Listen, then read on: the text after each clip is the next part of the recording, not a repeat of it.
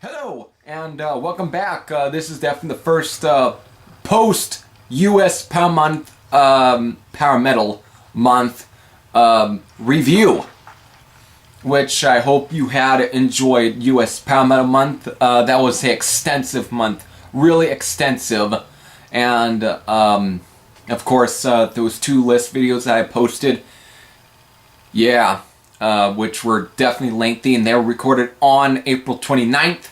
And of course, in that last video, you know, where I said that I would take a break, I did after, because I was so pooped out of just doing videos. But here I am back with a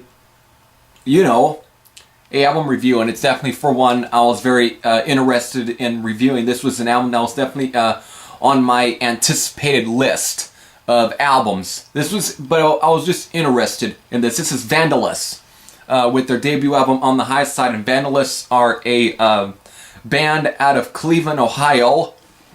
So they come from that area, and they're signed to High Roller Records. And this is their, I think I already mentioned that this is their debut album. And so, what does this three-piece, bring? What are this three-piece capable of? Yes, it's a three-piece.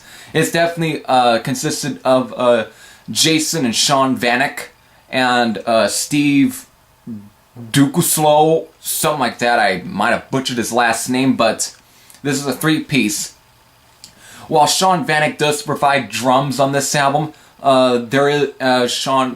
Steve Dukuslow is, the drummer. But Sean Vanek is the guitar player and also bass player, and Jason Vanek is the singer and guitar player. So there's definitely a bit of that twin guitar attack on this album. But the thing is, this album isn't really a full-on heavy metal album. It's very melodic. It's more on the melodic hard rock / heavy metal side of the spectrum.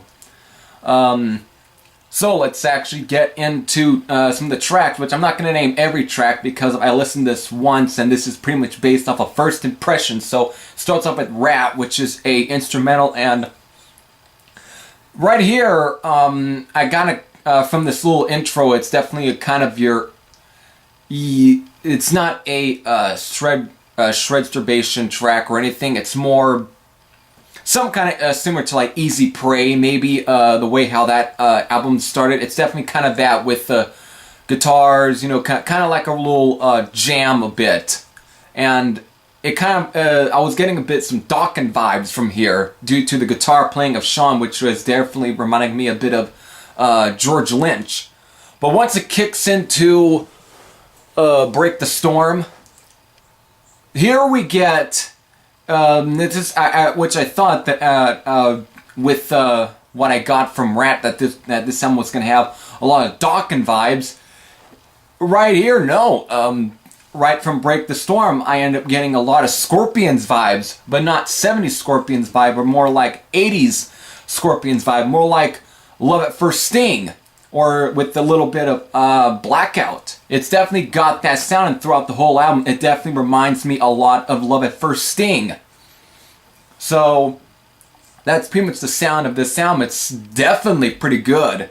That's a stretch, but it's a good album nonetheless. There's definitely a lot of great. It's melodic. There's definitely some melodic parts on here. It's definitely very much similar to Love at First Sting by Scorpions. But Jason Vanek doesn't have a Claus Mean, I probably butchered his last name. His singing is not like him.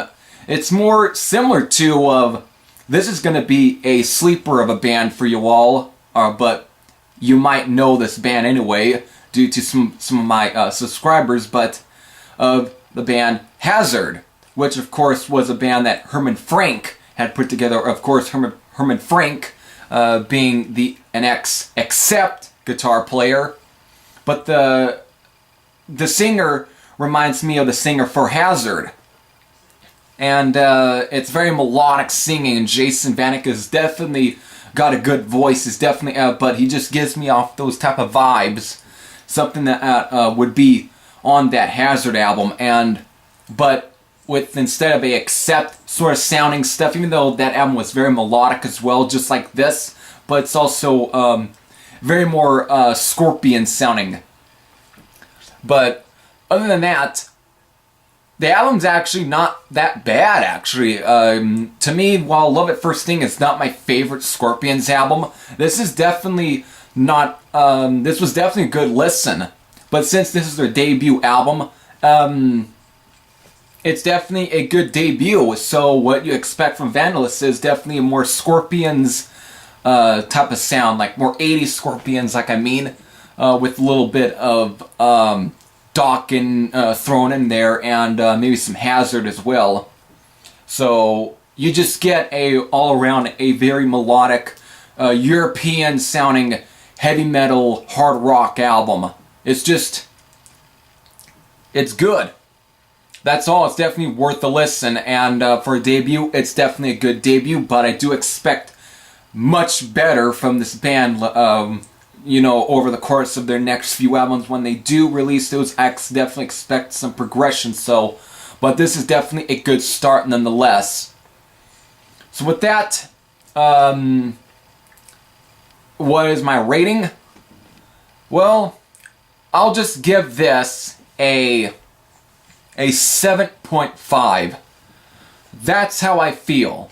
Even based off of first impressions, this is how I feel. And even with the subsequent listens, definitely a bit, I would say definitely the rating might not change, maybe slightly, but not too much. It will definitely stay around the 7 out of, 10 range.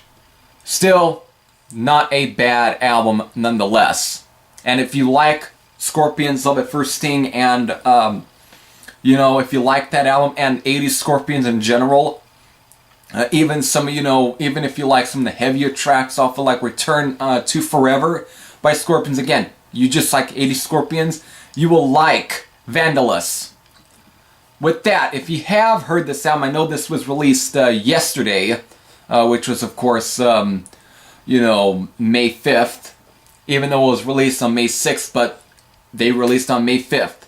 So if you have heard this album, or haven't, you can definitely post your comments down below. But if you are very interested, due to my description of this album and this band's sound overall, definitely give it a shot. But if you don't like Love at First Sting by Scorpions, and don't really care for all that much of those, even like Hazard as well, definitely I do not recommend it to all the real heavier metal fans out there. But if you like this style of sound, I definitely recommend it.